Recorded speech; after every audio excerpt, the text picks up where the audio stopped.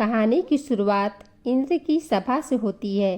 देवराज इंद्र के दरबार में महर्षि वशिष्ठ राजा हरिश्चंद्र के सत्य की प्रशंसा कर रहे थे।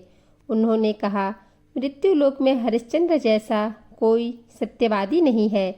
यह सुनकर महर्षि विश्वामित्र को ईर्ष्या हुई। उन्होंने चुनौती दी, मैं हरिश्चंद्र के सत्य को डिगाकर दिखाऊंगा। विश्वामित्र ने अपनी माया से राजा को सपने में दर्शन दिए और उनका सर्वस्व दान में मांग लिया। अगले दिन जब राजा जागे तो उन्होंने इसे केवल सपना नहीं माना बल्कि अपना धर्म समझा और विश्वामित्र के आते ही अपना मुकुट और सिंहासन उनके चरणों में रख दिया। राजा, रानी शैव्या और नन्हे पुत्र रोहितास को लेकर पैदल ही काशी की ओर चल पड़े। रास्ते में विश्वामित्र ने कई मायावी बाधाएं खड़ी की, तेज धूप, कंकड़ पत्थर और भूख प्यास, लेकिन राजा के कदम नहीं डगमगाए। जब वे काशी पहुँचे तो विश्वामित्र ने दक्षिणा मांगी। राजा के पास कुछ नहीं था। रानी शैव्या ने सजल आंखों से कहा, स्वामी, आप मुझे और पुत्र को बेचकर दक्षिणा की राशि चुका दे। आपका धैर्य बने रहना चाहिए। राजा का हृदय कांप उठा। उन्होंने भारी मन से अपनी पत्नी और कलेजे के टुकड़े को एक वृद्ध ब्राह्मण के हाथों बेच दिया। रानी अब उस ब्राह्मण के घर में दासी का काम करने लगी।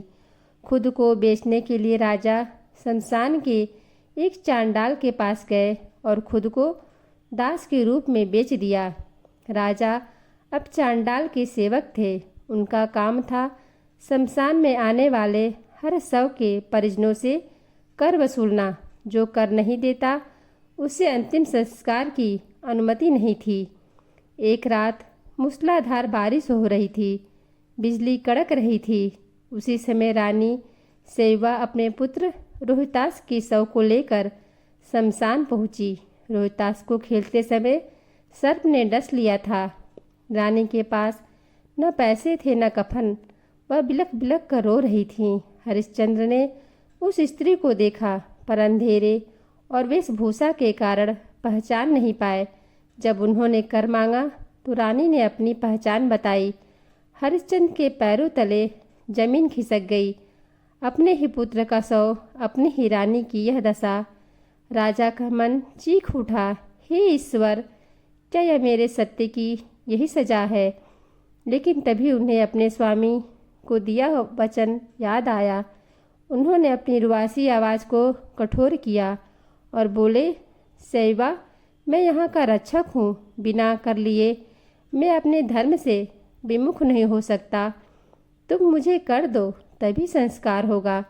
रानी रोते हुए बोली, महाराज, इस अभागन के पास कुछ नहीं है। हरिश्चंद्र ने पत्थर दिल होकर कहा, अगर कुछ नहीं है तो अपनी साड़ी का आधा हिस्सा फाड़कर कर के रूप में दे दो। शैव्या ने जैसे ही अपनी साड़ी का पल्लू फाड़ने के लिए हाथ उठाया, पूरा ब्रह्मांड कांप उठा। तत्काल आकाश से पुष्प वर्षा होने लगी। भगवान विष्णु, इंद्र और स्वयं यमराज प्रकट हुए।